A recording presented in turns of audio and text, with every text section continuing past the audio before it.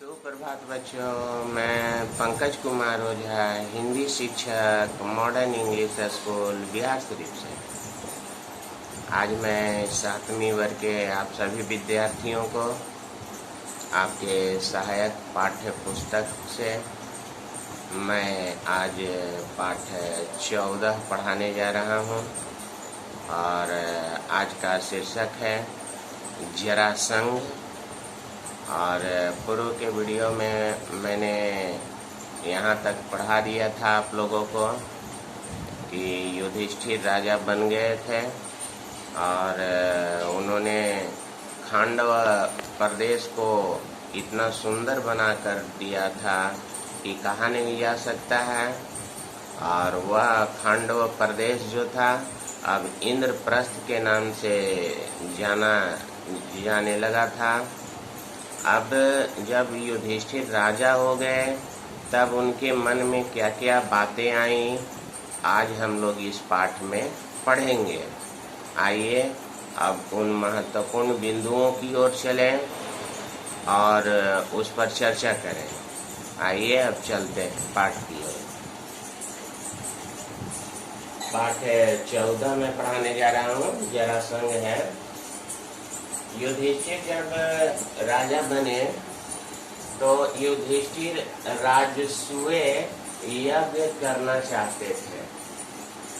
युधिष्ठिर जब राजा बन गए तो वो राजसूय यज्ञ करना चाहते थे। राजसूय यज्ञ का मतलब होता है एक ऐसा यज्ञ जिसमें सभी राजा उनकी बात को माने और वो सारे राजाओं को हेड हो, मुख्य हो और जो युधिष्ठिर कहे वही सब बात माने।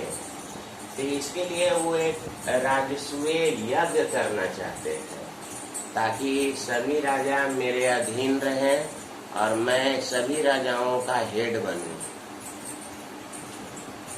युधिष्ठिर श्री कृष्ण को संदेश भिजवाए।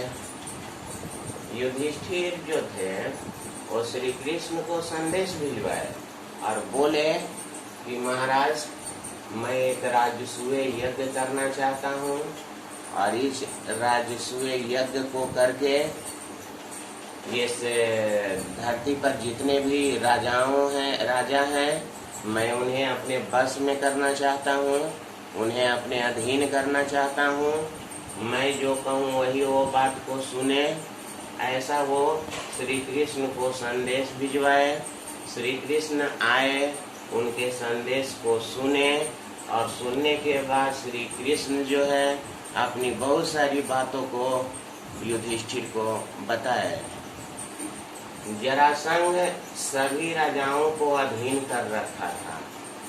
युधिष्ठिर जो थे राजसूय यज्ञ करना चाहते थे और इनसे भी प्रतापी राजा जो था जरासंध था।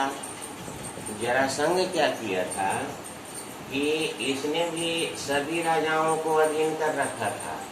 ये जो बोलता था वो सभी राजा इसकी बात को सुनते थे और नहीं सुनते थे जो राजा, उनको यह क्या कर देता था, अधीन कर लेता था, उनको परेशान करता था, उनको दिक्कत पहुंचाता था। तो जरासंध भी सभी राजाओं को अधीन कर रखा था। जरासंध कुछ राजाओं को बंदी बना कर रखा था। जो राजा जरासंध की बात को नहीं मानते थे, उसके जरासंध के खिलाफ बोलते थे, उन राजाओं को जरासंध बंदी बनाकर जेल में रखे हुए था कि तुम नहीं मानोगे तो तुम जेल में पड़े रहो, है ना। तो जरासंध जो था वो अपने क्षेत्र का बड़ा ही प्रतापी राजा था और योद्धा भी था, वीर भी था। जरासंध अपनी बेटी का विवाह कंस के साथ कर दिया था। जरासंध अपनी बेटी का विवाह कंस के साथ कर दिया था। तो एक तरफ तो जरासंध प्रतापी था, योद्धा था, वीर था, शक्ति थी इसके पास, और कंस भी कुछ कम नहीं था। तो जरासंध और कंस दोनों मिल जाने से जरासंध की शक्ति और क्या हो गई थी, बढ़ गई थी। जरासंध और मजबूत हो गया था। जरासंध और श्री कृष्ण में युद्ध। ऐसा कहा जाता है कि एक बार श्री कृष्ण जो थे जरासंध से टकराए थे, टक्कर लिए थे, लेकिन श्री कृष्ण अकेले पड़ जाने के कारण लगभग 30 वर्षों तक युद्ध होता रहा। फिर श्री कृष्ण मन से ये विचार छोड़ दिए कि इसको मार पाना असंभव है और वे मथुरा चले गए। युधिष्ठिर सम्राट बनने का विचार छोड़ दिए। जब श्री कृष्ण जरासंध के बारे में और कंस के बारे में इतनी सारी बातों को बताए तो युधिष्ठिर बोले कि ना, मुझे अब सम्राट नहीं बनना, क्योंकि मैं सारी बातों को सुनकर ये पता लगा रहा हूँ और मेरा मन कर रहा है, कह रहा है सारी बातों को सुनकर कि जरासंध और कंस को मारना इतना आसान नहीं है और इसमें हमारे भाइयों का भी नुकसान हो सकता है। तो जब अपना परिवार हम खो देंगे, हमारा परिवार ही नहीं रहेगा, तो फिर सम्राट बनने से मुझे क्या फायदा। इसलिए वो सम्राट बनने का विचार मन से छोड़ दिए।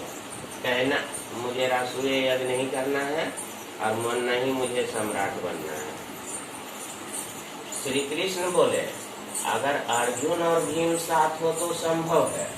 तब श्री कृष्ण कोई अंतर्यामी भगवान थे, जरासंध को मरवाना भी था उनका लक्ष्य। तो श्री कृष्ण बोले कि अगर अर्जुन और भीम हमारा साथ दे तो हम उसको मार गिराएंगे। तो अब ये बात सुन करके सभी लोग सोचने लगे कि आखिर श्री कृष्ण ऐसा बात क्यों बोले कि अगर अर्जुन और भीम साथ दे तो हम मार देंगे उसे। अर्जुन की बात सुन सभी आश्चर्य हुए। तब अर्जुन बोले कि जब हम लोग इतनी सर्वशक्तिमान हैं, सारा विश्व हम लोग के सामने झुक चुका है, तो ये जरासंध क्या है। मैं तो उसे अपने तीर और धनुष से ही मार गिराऊंगा। ऐसी बात सुन करके श्री कृष्ण और युधिष्ठिर, भीम और जो भी पांचों भाई थे वो आश्चर्य में हो गए और सबको अर्जुन की शक्ति पर भरोसा भी था, है ना, और भीम की शक्ति पर भी भरोसा था। तो सभी आश्चर्य हो गए। श्री कृष्ण, अर्जुन और भीम मगध देश पहुंचे। मगध देश में जरासंध रहता था। तो श्री कृष्ण, अर्जुन और भीम मगध देश पहुंचे। एक ब्राह्मण का भेष बनाकर, साधु का भेष बनाकर वो लोग पहुंचे। और मगध देश पहुंच करके उन लोग जरासंध के सामने अर्जुन और भीम का मौन व्रत, जब वो एक साधु बन करके जरासंध के पास पहुंचे तो श्री कृष्ण जरासंध से बात करते थे पर अर्जुन और भीम बात नहीं करते थे। तब श्री कृष्ण ने कहा कि अर्जुन और भीम का मौन व्रत है और ये मौन व्रत 12 बजे रात के बाद ही टूटता है इनका, इसलिए ये अभी बात नहीं करेंगे आपसे। जरासंध उन लोगों की बातों को मान लिया। जरासंध को युद्ध की चुनौती। जब रात के 12 बजा तो जरासंध अर्जुन और भीम के सामने पहुंचा, यानी वो दोनों सन्यासी के सामने पहुंचा। तो वहां का माजरा देखकर जरासंध आश्चर्यचकित हो गया। वे दोनों बात कर रहे थे। उसी समय भगवान श्री कृष्ण आगे आए और बोले कि हाँ, तुमने सही देखा, हम लोग तुम्हारे शत्रु हैं, दुश्मन हैं और तुमसे युद्ध करने के लिए यहाँ पर आए हैं। अभी मैं तुम्हें युद्ध की चुनौती देता हूँ, तुम चाहो तो हम तीनों में से किसी से लड़ सकते हो। तो भीम और जरासंध में 13 दिन तक युद्ध हुआ। बच्चों, भीम और जरासंध में 13 दिन, यानी दिन भर रात भर, दिन भर रात भर, दिन भर रात भर, बिना भोजन किए, बिना पानी पिए, बिना आराम किए, बिना सोए हुए भीम और जरासंध में 13 दिन तक युद्ध चलता रहा। और कभी भीम उठाकर उसे पटक दे, कभी जरासंध उसे उठाकर पटक दे। लगातार 13 दिन तक एकदम भयंकर युद्ध होता रहा, बिना भोजन पानी के और बिना सोए हुए। 14वें दिन जरासंध थक गया। जब 14 दिन हुआ तो जरासंध जो था वो थकने लगा, उसको थकान महसूस होने लगी और वो थक चुका था। श्री कृष्ण के इशारे पर भीम जरासंध को पटक कर मार दिए। उसी समय भगवान श्री कृष्ण जो थे, जरासंध के थक जाने पर भीम को इशारा किए, देखते क्या हो, दुश्मन कमजोर पड़ गया है, उठाकर इसे पटक दो, चीर फाड़ दो, इसको मार दो। और वैसा ही भीम किए और जरासंध को पटक कर मार दिए। जरासंध की